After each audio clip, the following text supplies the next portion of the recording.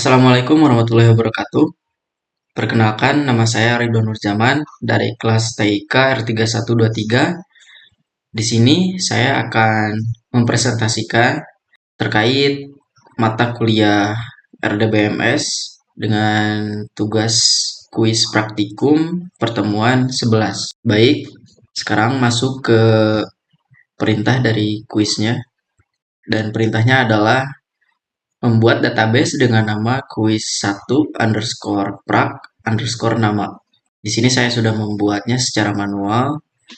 Perintah nomor 1 beserta nomor 2 dengan field name urutan seperti di sini dengan tipe data yang tertera, dengan field size yang tertera, dan atribut yang telah diatur di sini.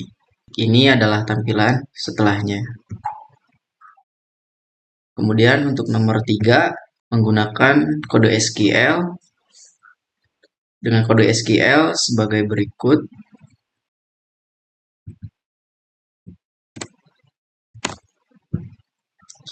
Di sini SQL-nya adalah insert into gaji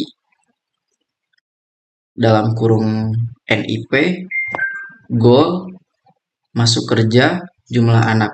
Insert into adalah perintah untuk memasukkan data ke dalam tabel gaji yang berisikan NIP, goal, masuk, underscore kerja, dan jumlah anak. Di dalam SQL ini terdapat sintaks atau coding yang perintahnya adalah ini. Insert into menandakan kata kunci atau kita bisa menambahkan data ke dalam sebuah tabel, yaitu tabel gaji. Dan gaji ini adalah nama tabel. Sedangkan yang di dalam kurung NIP, goal, masuk kerja, atau jumlah anak adalah untuk menentukan kolom-kolom mana saja yang akan diisi datanya. Di sini ada values atau values. Kata ini diikuti oleh nilai-nilai data yang akan dimasukkan ke dalam masing-masing kolom. Data yang dimasukkan adalah setiap baris dalam perintah values mewakili satu record baru yang akan ditambahkan ke dalam tabel. Jadi perintah SQL ini akan menambahkan 6 record baru ke dalam tabel gaji. Setiap record mewakili data seseorang pegawai. Dan ini adalah hasil dari sintaks yang tadi. Terdapat data baru. Setelah itu kita lanjut ke nomor 4, yaitu memperbarui field jabatan.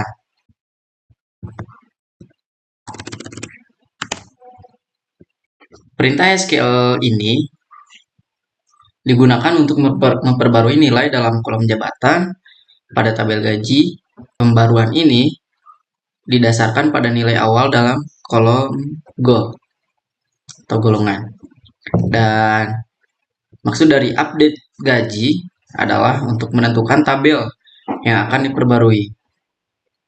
Set jabatan sama dengan case ini untuk mengatur nilai baru untuk kolom jabatan berdasarkan kondisi tertentu. Case dan N ini adalah konstruksi SQL yang memungkinkan kita untuk mengevaluasi beberapa kondisi dan mengembalikan nilai yang sesuai. Dan maksud dari when left goal 1 sama dengan M, maka adalah manager.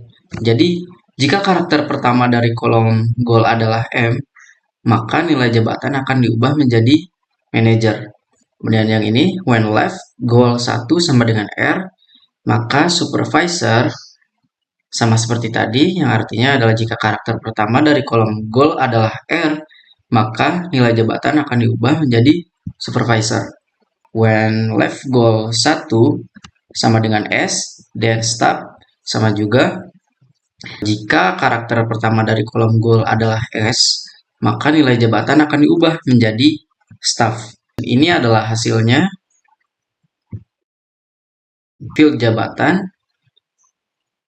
terisi jika yang ditandai dengan karakter M menjadi manager, ditandai dengan R, jabatannya adalah supervisor, ditandai dengan S, jabatannya adalah staff. Lanjut ke perintah yang nomor 5, yaitu memperbarui field status. Pada SQL ini bertujuan untuk mengubah nilai pada kolom status dalam tabel gaji berdasarkan karakter kedua pada kolom goal. Jadi tujuannya adalah mengubah nilai status. Perintah ini akan mengupdate nilai pada kolom status untuk setiap baris data dalam tabel gaji. Update gaji ini menunjukkan pada tabel gaji yang akan diubah datanya. Sama seperti sintaks yang sebelumnya. Kemudian set status sama dengan cache. Jadi bagian ini untuk menentukan kolom yang akan diubah atau status dan nilai barunya berdasarkan kondisi tertentu. When mid goal 21 sama dengan n dan nikah. Jadi maksudnya jika karakter kedua dari kolom goal adalah n, maka nilai status akan diubah menjadi nikah. When mid, jika karakter kedua dari kolom goal adalah t, maka nilai statusnya adalah tidak atau tidak menikah. Ini adalah hasilnya. Jika karakter keduanya itu adalah n atau t, kalau n untuk status nikah dan t untuk tidak. Lanjut ke perintah yang keenam, yaitu memperbarui field jam masuk. Pada perintah SQL ini, yaitu dengan perintah memperbarui field jam masuk, jadi digunakan untuk mengubah nilai pada kolom jam masuk di tabel gaji berdasarkan karakter terakhir pada kolom goal. Intinya adalah perintah SQL ini digunakan untuk mengubah nilai pada kolom jam underscore masuk dalam tabel gaji berdasarkan karakter terakhir pada kolom goal. Set jam masuk sama dengan cache itu ya untuk kondisi yang akan diubah. When right goal 1 sama dengan A, then jam 7 lebih dari 30. When right goal 1 sama dengan B, maka jam 7 lebih 45. Jadi when right goal 1 itu fungsinya adalah fungsi right itu digunakan untuk mengambil satu karakter terakhir dari goal, dari kolom goal.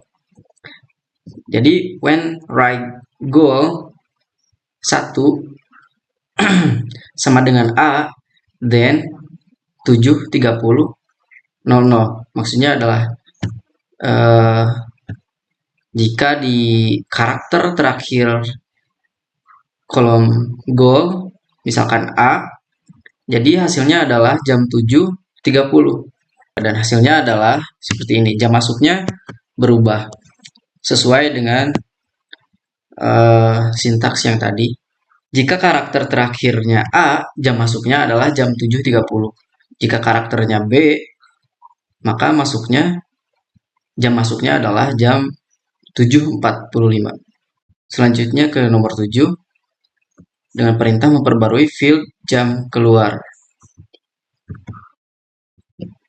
Pada SQL ini bermaksud untuk mengubah nilai jam keluar.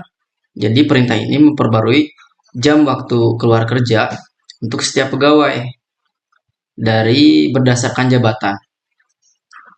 Dan di sini ada set jam keluar sama dengan cache.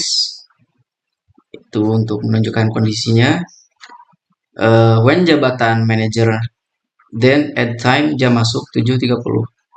Ketika jabatannya adalah seorang manajer, maka jam masuknya adalah jam 7.30.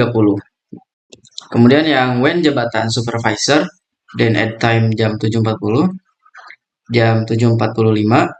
Jika jabatan adalah staff, maka nilai jam keluar akan dihitung dengan menambahkan 8 jam ke nilai jam masuk yang sudah ada. Dan add time ini adalah jam masuk. Jadi fungsi add time itu untuk digunakan menambahkan interval waktu waktu tertentu ke waktu yang sudah ada. Jadi contohnya adalah jika ada data pegawai dengan jabatan manajer dan jam masuknya adalah jam 7.00, maka nilai jam keluar masih kosong atau memiliki nilai lain. Sesudahnya, setelah perintah ini akan dijalankan, data pegawai tersebut akan memiliki nilai jam keluar 14.30 karena jam 7.00 plus jam 7.30. Jadi SQL ini secara otomatis akan menghitung waktu keluar kerja berdasarkan jabatan mereka dan waktu masuk kerja yang sudah tercatat. Dan dengan kata lain, sistem akan secara otomatis menghitung durasi kerja berdasarkan jabatan. Di sini tertera jam keluarnya sesuai dengan sintaks yang saya jelaskan tadi. Masuk ke perintah nomor 8. Perintah ini akan memperbarui gaji pokok atau gapok untuk setiap pegawai berdasarkan jabatan. Dan ini tampilan hasilnya. Di field gapok terdapat nilai angka atau gaji pokok berdasarkan jabatan. Nomor 9 yaitu memperbarui field T anak atau tunjangan anak. Jadi pada sintak ini perintahnya adalah untuk memperbarui nilai tunjangan anak untuk setiap pegawai. Jadi berdasarkan gapok dan jumlah anak. Nilai tunjangan anak yang baru akan dihitung berdasarkan gaji pokok dan jumlah anak atau JML anak. Pada set T underscore anak sama dengan gapok dikali 0.05 dikali jumlah anak. Jadi ini adalah perhitungan untuk menghitung tunjangan anak.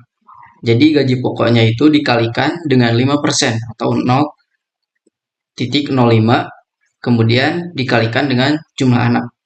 SQL ini secara otomatis akan menghitung tunjangan anak untuk setiap pegawai berdasarkan gaji pokok dan jumlah anak. Dengan kata lain, sistem akan secara otomatis menghitung tunjangan anak sesuai kebijakan perusahaan yang menetapkan tunjangan anak sebesar 5% dari gaji pokok per anak. Nomor 10 dengan perintah memperbarui field T keluarga atau tunjangan keluarga.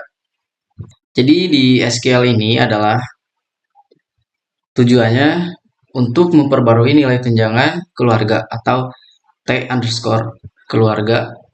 Nilai tunjangan keluarga yang baru akan dihitung berdasarkan jabatan, status perkawinan, dan gaji pokok pegawai.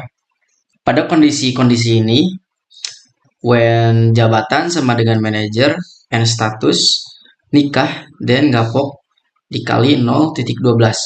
Jadi maksudnya adalah jika pegawai adalah manajer dan statusnya sudah menikah, maka tunjangan keluarga adalah 12% dari gaji pokok. Kondisi yang kedua adalah when jabatan sama dengan supervisor. Jika jabatannya adalah supervisor dan statusnya sudah menikah, maka gaji pokoknya dikali 0.10 atau 10%. Maka tunjangan keluarganya adalah 10% dari gaji pokok. Dan kondisi yang ketiga, ketika jabatan sama dengan staff dan statusnya adalah menikah, maka gapok dikali 0.07 atau tunjangan keluarganya adalah 7% dari gaji pokok. Else 0 itu menunjukkan kondisi jika tidak ada kondisinya tidak terpenuhi, misalnya pegawainya itu belum menikah atau jabatannya itu belum ada atau bukan manajer atau bukan staf juga, maka tunjangan keluarga adalah 0 atau tidak mendapat tunjangan. Dari sintaks yang tadi, outputnya adalah keluar hasil di field tunjangan keluarga seperti ini tampilannya. Setelah itu masuk ke nomor 11, memperbarui field total gaji. Jadi Pada sintaks ini adalah perintahnya adalah untuk memperbarui nilai total gaji untuk setiap pegawai. Pada kondisi ini, set total gaji sama dengan gapok ditambah tunjangan anak ditambah dengan tunjangan keluarga. Ini adalah sintaks untuk perhitungan untuk menghitung total gaji. Di field total gaji terdapat total dari keseluruhan yang dihitung dari sintaks yang tadi, gapok ditambah tunjangan anak ditambah tunjangan keluarga, dan total gajinya adalah ini. Setelah itu masuk ke nomor 12. Di sini perintahnya adalah untuk memperbarui feed lama kerja. Pada sintaks ini untuk memperbarui nilai lama kerja dalam tahun. Bagian set lama kerja sama dengan date div itu, bagian ini menentukan kolom yang akan diubah jadi atau lama kerja dan nilai barunya berdasarkan perhitungan ini. Jadi di date div itu fungsinya adalah digunakan untuk menghitung selisih dalam hari antara dua tanggal. Dalam hal ini tanggal pertama adalah 2015 1/21 tanggal referensinya, dan tanggal kedua adalah tanggal masuk kerja pegawai atau masuk kerja. Kemudian dibagi dengan 365 untuk mendapatkan lama kerja dalam tahun. Jadi hasilnya adalah akan seperti ini. Maksud dari perintah SQL ini secara otomatis akan menghitung lama kerja dalam tahun untuk setiap pegawai berdasarkan tanggal masuk kerja mereka. Dengan kata lain, sistem akan secara otomatis menghitung berapa lama seorang pegawai telah bekerja di perusahaan. Dan pada field lama kerja ini terdapat hasil dari penghitungan tadi.